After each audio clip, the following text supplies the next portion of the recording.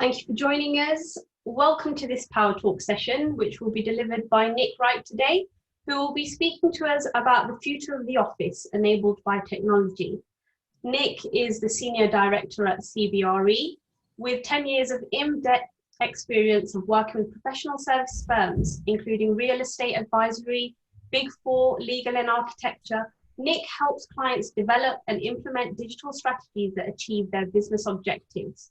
Without further ado, a very warm welcome to Nick Wright. Over to you, Nick. Thanks, Prina. Hello, everyone. I'm Nick Wright. I work for CBRE. For those of you who don't know CBRE, we're a global real estate advisor. Our clients consist of big real estate investment and development companies, as well as multinational occupiers, so big pharma, banks, etc. We advise both sides of the business that develop and own property and those that occupy it. I lead CBRE's UK digital advisory business, and what I'm going to speak about today is the future of the office, how the pandemic is affecting work practices and the importance of technology in enabling new ways of working. So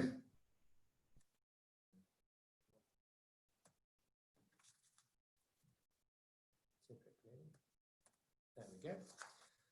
So let's have a look at where we are today. And the press, even this morning, is very much about the death of the office. How do we get organisations and people back into the office itself? I'm sat in the heart of the city of London, just next door to St Paul's. And it is quite unnerving how eerily quiet the centre of the city feels today, and has done for the few occasions I've managed to make it into work. But what does that look like for organisations coming back into this space? How are we going to get the economy back up and running, and how do we encourage more people back into the workplace? So we've seen again some of these big headlines around technology businesses who are going to let their staff work from home forever. But where do you really feel at home, and how do you become productive? When technology allows us to be anywhere, there's still a reason to be somewhere. And I think that that purpose around actually being with people, not just through a video share like we are just now, is increasingly important. It's really resonating against big organizations' corporate agendas. And this is one of the biggest challenges businesses have today. How do they adapt to new ways of working? What does that look like? Firstly, for getting people back into the office, observing social distancing. But then in the future, do they need all that office space that they currently have? And if they don't, what do they do about it? Where are the changes, the savings, etc., that they might generate? But also, how do you manage people coming into a completely different environment and different ways of working? So a couple of stats for you. We've carried out a number of surveys, and what's interesting is the kind of level of engagement from people working from home. So on average, people are working longer and harder, reporting more focused meetings, but also more meetings. I certainly seem to have back-to-back every day of Zoom calls. Most people have experienced a kind of positive impact on their productivity and an increase in mental effort. That said, there's still a number of people out there who are, working from cramped conditions at home and need the engagement of the office to come back. And then you have the challenge of that integrated approach to bringing people back to work and coordination around public transport. What we're looking at is how is this changing around adapting to new work practices. That was the old. Everyone then moved into remote working. Where we are now is this weird hybrid between remote and office. The challenges around, risky commutes, queues, touching things in the office versus no commutes, more time with family, less distractions, but that creativity is increasingly difficult. We all enjoy the co-creation and opportunity of speaking to people. So what's next for us in the office? So we've looked at this around kind of 4 key areas that still are massive requirements for businesses in the office space that they use, particularly around culture. How do you adapt a culture when you're not all living and breathing it in one place? How do you create that community of different types of people working together that helps generate that innovation and creativity that all businesses need, especially as we move more into a digital and technology environment? And then finally, trust. What's that trust look like? Not only from are you returning to a safe, healthy work environment, but what does that look like, and how do you encourage people to engage in a different way? So we look at this as working alone, potentially working from satellite offices. We're talking to a number of banks at the moment who are thinking about putting in satellite offices into their branches to allow people to access that culture and community, but not have to come into a head office. And what does that work in the office look like? Well, actually, we're looking at different types of work. And I think the focus now is much more towards creating different spaces which reflect these core types of work activity. So working together, that office chat, working alone, the opportunity to think. But then you have those crossover spaces, those meeting spaces. How do you incorporate that? That connectivity and ad hoc connectivity, and jump spaces where you can go from one to another and enable the difference between those working environments. So we see this as really heading towards more neighborhoods and zones. So this would be a typical employee's journey, deciding to move from work into an office and work environment. Potentially that could be a co-working location. It could be a client location if you're on site. It could be some other form of hub. But then you're also looking at coming in through that checking in phase. How do you check into that environment, understand what kind of work you're going to do, find the people that you want or need to work with, and then the right space to do that. So these zones are very much reflective of those different work environments. Outdoors, we're seeing more and more terraces being incorporated into development. The idea that you've got a garden environment where you're having biophilia that helps you with your well-being. The cocoon area where it's much more focused. Know you're going into an area where you've got your tribe, your group, your working team. And then finally, maybe mixing and matching those in different ways. So what does this look like from a design perspective? Well, this fluid workspace, you can see the entrance coming in here, and then all of those different types of working place are indicated on this design plan. So whether that's your mix and match, you might automatically drift towards an area where you know your colleagues are. You might look for those different environments that reflect that focused work time. And then in between those, what do those spaces begin to look like where you're moving and transitioning between types of work and types of space? So we're in a massive phase of transformation at the moment. And what we're finding is very much that digital and technology has now moved up the agenda. A lot of the clients we spoke to were thinking about technology and digital in their workplaces. And that's moved very much from a nice to have to critical must have. That transformation has been accelerated, particularly amongst our occupier clients. They're wrestling with real issues about how do they get their staff back into the workplace in a safe, healthy environment, which inspires confidence, adapts to different ways of working, and encourages that collaboration again. It's very much about being able to create an environment for people that feel comfortable coming back into. But you've also got to take into account guidelines around social distancing, the cleanliness of that office. How are you going to install a cleaning regime that means when things are touched or regularly cleaned, it's happening automatically and people are responsive to this? It's about adapting and changing, but primarily it's about that confidence. So we look at this very much as an opportunity to bring three areas together. So that PhD, the physical, human, and digital. Digital is that technology enabler that creates the glue and the bind between two areas. And from a building perspective and real estate perspective, on one side you have the building, the physical environment, and that can include all the floors you work in, the lifts, the equipment, the technologies and the systems, from your heating and ventilation through to where you access the building. And then you have the human, which is very much about the individual, the people, and their engagement with the building. And what does that look like? How do you use technology to bring these together so that you're creating operational efficiencies? You're looking at how can you make the building function better and potentially reduce cost. And from the human side, what can you do with technology and digital that will improve the productivity of the organization and change and enhance the experience of the people who work there? As I said before, when we look at this from digital and technology, we have to think about this much more as digital is the technology enabler that brings all of these together and supports those business strategies, ultimately to create a different environment which is going to drive greater performance, experience, and change.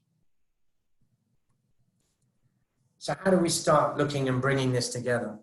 Well, this is an indication of some of the complexity of different point solutions out there and technologies. We need to start thinking about what's the purpose of technology. And from our perspective, it's all about that data insight. It's about capturing data from different places and different systems in order to be able to analyze that in a big data environment, to then move forward into identifying where the problems may be or where the improvements can be made, to then being able to fix those and ultimately generate a different outcome from the building, the people, and the environment they work in. And critically, it's also about being able to monitor and report going forward. I'll put my hands up and say the real estate industry sometimes feels like it's a little bit further behind other industries. And the idea around that digital connectivity and integration is beginning to take effect. And what we're finding on the back of COVID is that acceleration. So understanding why we need the technology then takes you to the left of this side, that data capture and analytics. But what does that look like? We're seeing a lot more organizations deploying things like employee apps. Those apps are there to help people access the building through a single platform on their mobile, helping them to book spaces where they want to work, book meeting rooms, the ability to engage with visitors as they come through. All of that is being generated through sensors in an Internet of Things environment. And ultimately, you're able to then push information out, but capture information coming in. And it all goes towards delivering different outcomes, one of which could be predictive cleaning. If we know how many people are using the washrooms, and we know when they're using the washrooms, rather than just sending someone around every hour to clean them, it could be that we're actually doing that on demand. So we'll be getting better at that predictive nature. And ultimately, the building is beginning to respond to that. And the holy grail is to get to a building that's cognitive. It understands its occupants, it understands how people use that space, and it starts changing to meet those environments. So what does a tech-enabled office look like? Well, here we have an example of a proprietary tool that CBRE has developed called Host. It's an app. It allows you to check in, allows you to pre-register for events, it allows you to navigate through the building and find colleagues. It can give you the opportunity to book a parking space. It does all that up front. And the way we think about this is that app isn't there for when you arrive, just as you get into the door. It's there to plan your day. So from the moment you get up, you can check your calendar. The calendar will integrate with your Microsoft calendar. It will understand who's coming in. It will tell you about where your colleagues are and which colleagues are coming in and how you might begin to integrate and connect with them. It'll go through the process of you checking in. It will allow you to have your day connected through a single piece of technology, which brings you to getting into the meeting rooms, finding your guests as they arrive. It can help them to wayfind to you. It can help you book your coffee. There'll be information and content there from your organization, the business, that will make you feel as though you're engaged. You can go through the whole of your day, even down to booking your yoga or gym class, and then your departure. Your departure, if you're using public transport, for example, that would sync with, let's say we're in London, Transport for London's updates on the underground and the train service. So actually you can start being more intuitive about when you're going to leave, what the best way of leaving is, and how you're going to get home. So there's a real concentration of these types of technology now that we're seeing in the built environment, bringing together information and data to facilitate a better experience and ultimately improve the productivity of the people who work in that building. So I'm going to touch briefly on a particular topic of mine where I'm very passionate about the moves in these areas towards greater smart technology and ultimately creating what we call a digital twin of the built environment. So on the left, you can see the physical embodiment, the building itself, and that's where you've got systems, you've got equipment, you've got sensors, you've got the hardware of the building itself. On the right, we move all that into a digital environment. So what does that mean? That means we can begin to integrate those systems and collect data. It allows for that greater analysis because the data sets are getting bigger. We can overlay other data sets into it to start visualizing the consequences of change and model those out. It's that creating the integrated and connected space that is in a digital environment will drive a different output and different performance from the building and the people that work there. It's very complicated, and I don't believe that there's a full comprehensive digital twin in existence for a real estate building or an organization occupying that. I think we're getting to that point, and for me that transition is around moving from real-time information, where we're beginning to see those digital twin elements appearing, into full data connectivity and integration, where the data is beginning to drive output and drive different consequences. But we have some way to go. What this does allow, and the necessity it brings at the moment, is very much focused around the fact that, I said earlier, organizations' digital conversion and change was a nice to have. As it moves into a must have, more and more clients are coming to us and saying, what do I start with? Well, if we think back to that connectivity and finding places, a very simple aspect would be the employee engagement app and sensors. So we've seen a huge demand around air quality monitoring, around desk sensors, around room booking sensors, alerts around numbers of people in an area. That for me is the starting point. And as organizations get comfortable with deploying those technologies, the data they collect from it and the analytics, that's the platform and the base layer that we can see growing over time. And more of the integration, which sits in the middle of this diagram, can begin to happen. So where are we? Three kind of bullet points to look at about where we go from here. So clearly COVID has changed everything, and it's going to continue to do that. Where we see this is an acceleration of trends across ways of working and how people engage. That's having a massive impact on the design of the office, away from being such a kind of battery head environment, but more into that collaboration, that opportunity to reflect a culture. And in fact, the building becomes much more of a brand in a war for talent, for attraction and retention. But it's going to become the area that is challenged around new working patterns to become more flexible. Number two, that piece we've mentioned about digital being a nice to have to becoming a must have. It's shifted the digital agenda, and organizations are looking at how do they invest in technologies to get people back into the office, but also to change working practices, improve productivity, enhance the wellness agenda, and adapt to that flexibility again. Technology in this instance is all about aggregating data for analysis, output, and change. It's not the technology, it's the information that gathers, how that's analyzed, and ultimately it's still about the people and the way they deliver that. So finally, the last piece on this is it's a huge change agenda. Managing change in this environment is going to be a massive challenge to organizations, especially when balanced against shrinking budgets, but how do you improve future ways of working? So innovation, technology, we think, and I believe, is the enabler that really provides the solutions, the insights, and the actions around here. It's going to become more and more prevalent in all our lives. And even today, when we think about the difference between our home and our work environment, I'm sat in an office today and there are telephones on every desk. And yet most of you are probably working from home and you're using mobile. So why do we still have the phones? How do we create the tech and innovation environment that leads to that kind of change and changes working practices?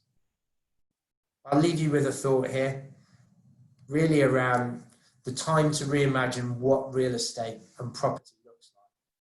how do we engage with it in a different way? How do we manage that change through implementing technology and digital, but fundamentally transforming working practices? The final comment on here is that I think it's not the death of the office, but the potential to have a rebirth for a better office place, enabled by technology, data, analytics, but with the people at the heart of it, and their engagement is critical. Thank you. I'll hand over to questions now. Okay, thank you very much, Nick, for that very insightful talk there on innovation and the future of business offices with technology and what the future might hold for offices post-COVID. We don't appear to have any questions currently, but finally, I just want to say a very big thank you, Nick, to you on behalf of MSD UK for joining us for this Virtual Innovation Summit.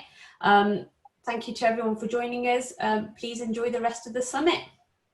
There were 3 questions, Prina, that came up on my Zoom. Okay. Figures you're sharing, can you touch on how, if this changes, if we move out of the region, London-centric to the more northern-based? So that's to Bipin. I just replied, actually they're all the same person, but yeah, just reply to these quickly. So what we're finding is that there is a cost implication around talent. We have a team that looks into that talent location, and actually I think that move away from London centricity is going to impact regions. I think there's a real opportunity to see regional growth as people become more flexible in their working practices. What else is there? A meeting. Which sectors do you feel are adapting to these changes best?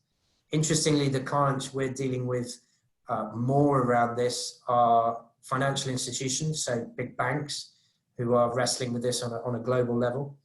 Large pharma companies as well are also thinking about how do they adapt working practices, particularly from a scientific discovery perspective.